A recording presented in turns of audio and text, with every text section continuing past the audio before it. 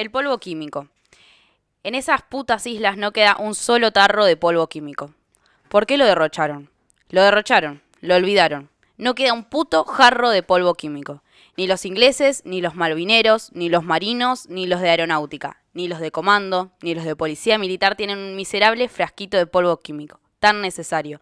No hay polvo químico. Nadie tiene. Con polvo químico y piso de tierra, caga uno, cagan dos, tres, cuatro o cinco y la mierda se seca. No suelta olor. Se apelotona y se comprime y al día siguiente se la puede sacar con las manos, sin asco, como si fuera piedra o cagada de pájaros. Así cagaban antes, hasta que se agotaron las existencias de polvo químico. ¿Dónde habrá polvo químico? Un bidón, 10 cajas de cigarros, 30 raciones, cualquier cosa por un tarro. Aunque esté abierto y medio húmedo. Pero no hay. Sin polvo químico hay que cagar afuera, en el frío, de noche, para que nadie reconozca la entrada del tobogán. Algunos pueden ir, otros no pueden. 10 días sin cagar, hubo hombres. 3 días, 4, 5 días pasaron otros sin cagar y otros cagaron a la luz, mientras esperaban lejos que llegara la noche para volver de alguna misión. Cagar de día es arriesgarse a ser visto y bajado de un tiro. No falta quien, por hacer puntería, tire sin orden, cuando ve a alguien lejos cagando solo. Pero cagar de noche con 8 grados bajo cero es un infierno, aunque al revés. Cagarse encima. El que se caga encima se hace hediondo. Se escalda. Apesta a todos. El escaldado puede infectarse y le viene fiebre. La peor desgracia es quedar escaldado, apestando, infectado, con fiebre y puteado por todos a causa del olor que se desprende de la ropa. Chocolate, cigarrillos ingleses, pilas, medias, mantas, paños de carpa, botes inflables desarmados, escafandras de buzo muerto. Cualquier cosa por un tarrifo de polvo químico. ¿Dónde habrá polvo químico? Esto es Los Pichiciegos de Fouil, de Rodolfo Fouil. Y elegí este recorte del relato justamente por lo crudo. Todo el libro es bastante crudo. Fouil es un escritor y sociólogo quilmeño. Vivió hasta el 2010 y él escribió este libro mientras sucedía la guerra de Malvinas. Un relato donde comienza hablando de quiénes son los pichiciegos, que son estos animalitos que tienen como una caparazón, que son pampeños, y que se esconden debajo de la tierra como se escondían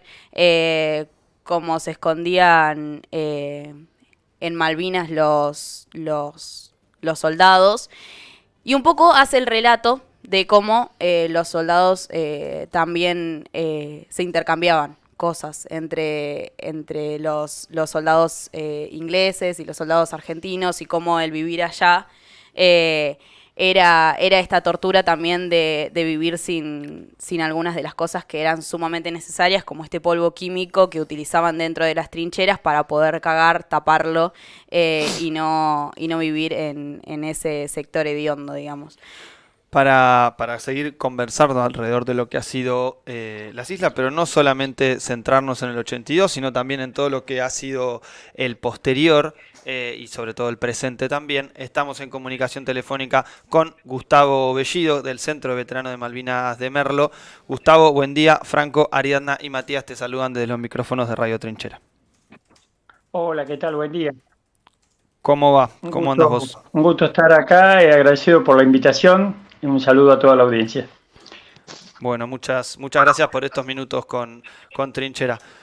Bueno, Gustavo, principalmente para comenzar esta charla, una reflexión alrededor del día, sobre todo de quienes les ha tocado les ha tocado ir a Malvinas y bueno, contar un poco alrededor de lo que ha sido tu historia.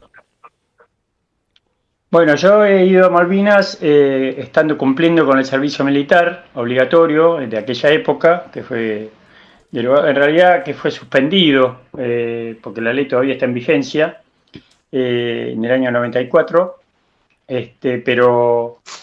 y también estaba de baja, fui reincorporado por esto de la guerra, por esta decisión de estos jerarcas de tratar de perpetuarse en el poder, de salir airosos del desaguisado que habían hecho durante todos estos años oscuros, y de esa manera es que llego yo a Malvinas. Para mí, yo quiero aclarar que, disintiendo casi con la mayoría de los veteranos de Malvinas, este centro de veteranos que presido disiente con la idea que tienen la mayoría, y no creo que haya sido una gesta. Sí fue heroico y sorprendente lo que hemos hecho la mayoría de los que participamos y que tuvimos que entrar en combate en las islas, pero no creo que haya sido una gesta por cuanto los intereses oscuros que la generaron, ¿no? Tal cual. Gustavo, en relación a esto y principalmente el destaque de la forma en la cual se libró una batalla contra una potencia mundial, sobre todo en ese momento primera potencia del mundo, y con un entrega, si se quiere, compromiso de todos estos soldados, muchos que eran parte del servicio militar obligatorio en su época, y que fueron hasta reconocidos por el adversario en este caso. Sí, nos encontramos en un lugar donde no podíamos escapar, era una isla, no había un bondi, un colectivo, un auto o nada que nos pudiera permitir evadir las acciones, y cuando los tuvimos enfrente, lo que prima, porque muchos te van a decir, o algunos dicen que no tuvieron miedo, yo tuve mucho miedo, como todos mis compañeros, pero nos sobrepusimos al miedo y enfrentamos la adversidad de la mejor manera que pudimos, porque lo que prima es ese instinto de supervivencia que tenemos todos. Y bueno, ahí nos convertimos en combatientes feroces, ¿no? Donde pese a las dificultades y pese a que armamentísticamente ellos eran superiores también, les hicimos el aguante. Sí. Buen día, Roberto, te saluda Ariadna. Gustavo, perdón, te saluda Ariadna de este lado. Bueno, principalmente quería preguntarte un poco sobre esto. Antes hicimos una introducción hablando del texto de Fowell, de los pichiciegos, donde relata un poco sobre lo que vivían allí ustedes, y preguntarte particularmente sobre esto, ¿no? La vida en Malvinas, en las islas, era cruda, vivieron un invierno ahí que fue crudo, y que bueno, que nos comentes un poco de eso, que cómo era la convivencia también con esos compañeros. Bueno, yo estuve en una unidad que era un escuadrón de caballería blindado dentro de lo que era el Regimiento 3 de Tablada, que era un regimiento castigado, por lo tanto había muchos suboficiales y oficiales castigados que no podían ascender o que estaban con un sumario, y esto generaba una violencia tremenda contra los soldados. ¿Por qué te cuento esto? Porque eso generó amistades muy profundas que en las islas valieron la pena, porque nos protegíamos y nos cuidábamos, porque habíamos, forjado esa amistad que genera estar indefenso frente a alguien muy poderoso. En la isla éramos un grupo compacto que igual frente a la violencia exacerbada de lo que es la guerra, no tenés mucho para hacer, pero en la medida de lo que podíamos hacer nosotros, sí, nos cuidábamos, nos resguardábamos, nos protegíamos mucho, y esto es lo que generó que muchos pudiéramos volver y que yo, por ejemplo, pudiera estar haciendo este reportaje. Sí. La vida en la isla nos encontramos con un panorama tan distinto a los barrios a donde vivíamos.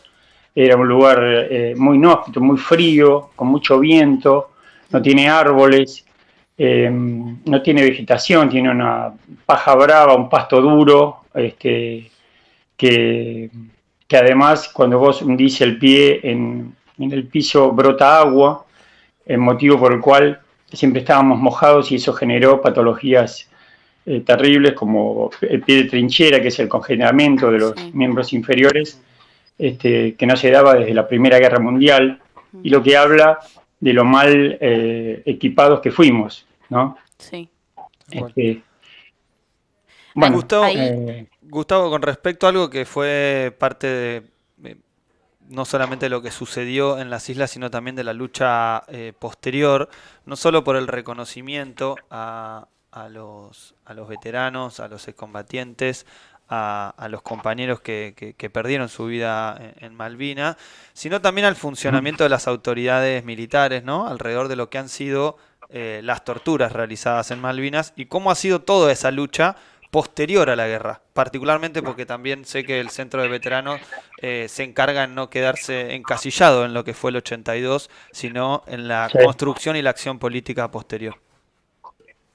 Sí, para nosotros Malvinas, para algunos, no, la mayoría se ha quedado en el 82, desde el relato y desde la postura.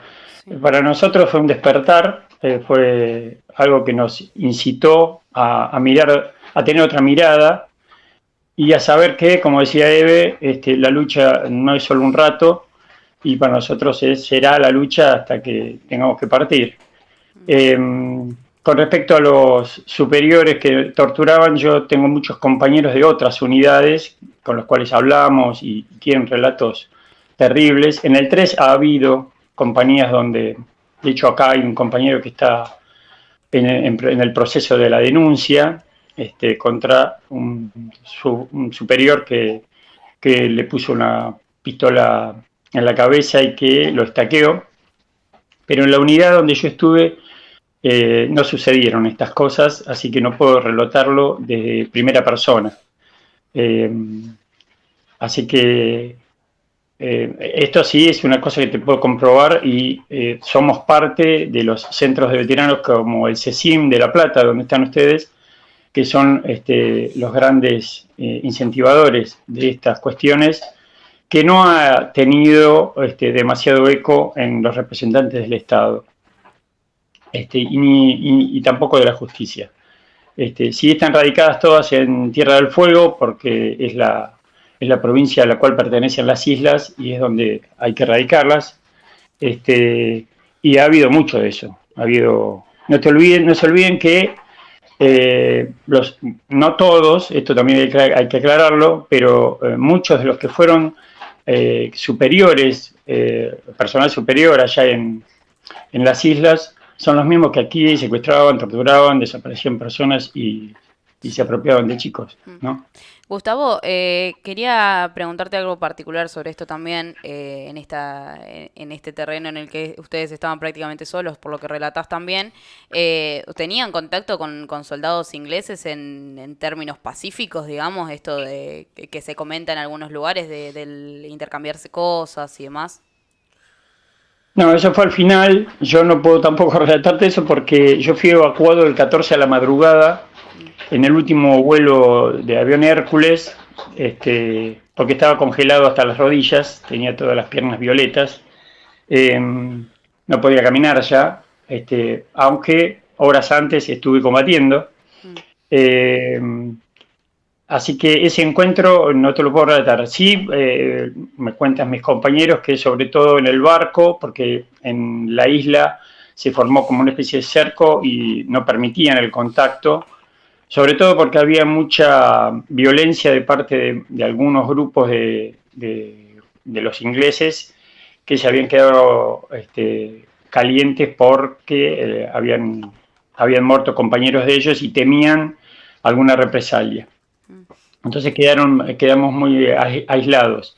Pero sí en el Canberra, en el barco que los trajo de vuelta, que era un buque crucero inglés, que lo usaron, la Task Force lo usó para transporte de tropa, y en ese barco volvieron muchos compañeros, y ahí sí hubo un contacto más profundo con los ingleses, que en muchos casos nos cuentan que fue ameno, que fue...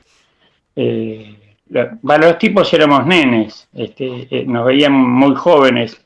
A mí no me crecía la barba todavía. Y los tipos eran unos unos barbudos, así, unos tipos, aparte eran profesionales, Profesionales, claro. bueno, Claro. Bien. había una diferencia abismal entre unos y otros. Y por eso la sorpresa de ellos, que tenían esta data previo a entrar en combate con nosotros, que se encontraron con estos pibes que les hacíamos el aguante y mucho más aún. Esto es lo que hay que rescatar. Somos un pueblo que, llegado el caso, somos un pueblo aguerrido, somos un pueblo que le ponemos el pecho a las balas. Tal cual. Y esto lo vieron los ingleses en Sí. carne propia. Antes de... estoy en obligación de antes de que nos despidamos y demás, porque hablábamos específicamente de Malvinas, pero sobre todo que desde el Centro de Veteranos de Merlo, estamos en comunicación con Gustavo Bellido, trabajan obviamente sobre el presente y sobre la acción política, y estoy en obligación de decirlo que Gustavo estuvo también en Lago Escondido, terminó la semana pasada de hacer el ayuno también en la puerta de tribunales, en donde funciona la Corte Suprema de Justicia, y esto habla ni más ni menos que de la práctica política constante en esa patria que soñamos. Así que de este lado no solamente agradecerte el contacto, sino el ejemplo de siempre, Flaco, porque la verdad que es algo que ilumina el camino de muchos de los que queremos esa patria que soñamos. Bueno, te agradezco. Igual a la audiencia hay que contarle que vos también estuviste en Lago Escondido Sí, lo y saben algunos. que no solamente haces radio, también militas. Eh, Bueno, muchas gracias. Sí, la idea es seguirla, pelearla. No hay que darse por vencido y, y hay que batallarla. No hay que, no sé si está bien lo que voy a decir. No hay que permitir que la derecha vuelva a tomar el gobierno porque ahí sí que estamos fritos. Esto que pasa con la Corte Suprema, el antecedente de los gobiernos, de los 4 años de gobierno del macrismo, nos dan una leve idea de lo que va a pasar si este año perdemos las elecciones. Así que el campo nacional y popular tiene que ponerse las pilas, laburar, empezar a moverse por cuestiones que tienen que ver con la ausencia del Estado, no solamente lo que pasa en el sur, sino lo que pasa en el río Paraná, que no es una hidrovía. Hay que fomentar la lechura del canal Magdalena, etcétera, etcétera, etcétera. Todas cuestiones que no son románticas, tienen que ver con la entrada de divisas al Estado Nacional que permita una mejor educación, mejor salud, posibilidad de más trabajo, etcétera, etcétera. Tal cual. Hay que ponerse a laburar, hay que seguir laburando. Así será. Gustavo, fuerte abrazo, muchas gracias por estos minutos y obviamente los micrófonos de Trinchera están abiertos para cualquier comunicación. Chao, un abrazo grande y un saludo para todos. Hasta luego. Pasaba Gustavo el Flaco Bellido, integrante del Centro de Veteranos de Malvinas de Merlo, haciendo no solamente reflexión a la fecha, sino también a las luchas de este presente.